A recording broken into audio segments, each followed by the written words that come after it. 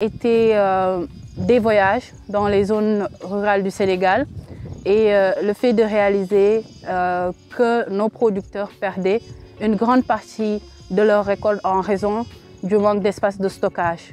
Je me suis rendu compte qu'avec notre formation, nous pouvions amener des solutions à des problématiques locales et c'est parti de là. Je suis Naïmarie Aïda Ndiéguène, je suis sénégalaise.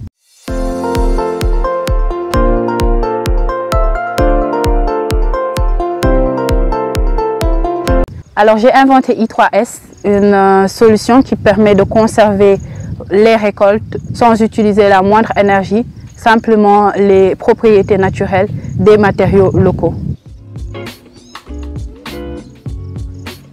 Nous allions les matériaux recyclés et les matériaux naturels. Les pneus jouent le rôle de mur porteur, les bouteilles jouent le rôle de joint.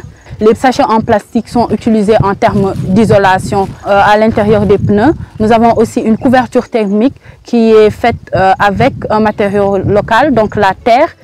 Parce que grâce à ces matériaux-là, nous pouvons réduire la température intérieure de plus de 10 degrés face à la température extérieure, ce qui permet de conserver les pommes de terre plus de 3 mois et l'oignon plus de 6 mois. Donc à la base, c'est un modèle communautaire parce qu'on sait que nos agriculteurs au Sénégal sont souvent organisés en termes de GIE, d'associations et de fédérations et cela permet de réduire le coût de stockage en termes de production. La réaction des agriculteurs, c'est une réaction qui est très positive. En voyant les résultats du hangar communautaire, les agriculteurs ont décidé d'investir personnellement dans la mise en place de hangars personnels au niveau de leur champ. D'ailleurs, c'est ce projet-là que nous sommes en train d'exécuter. Ce sont eux qui finalement font la promotion de la solution et nous en faisons nos plus fidèles ambassadeurs.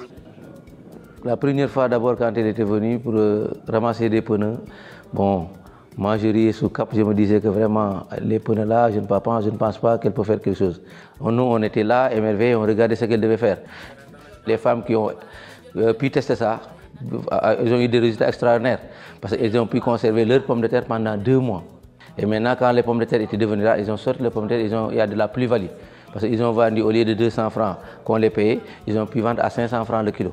Aujourd'hui, le potentiel, selon moi, du Sénégal se trouve dans nos campagnes, dans nos zones rurales, avec les agriculteurs, avec les éleveurs, avec les transformateurs. Il faut oser venir dans ce type de zone, quelle que soit votre spécialisation, et venir travailler avec les populations locales. Ce n'est que comme cela que nous pouvons nous développer et développer notre pays.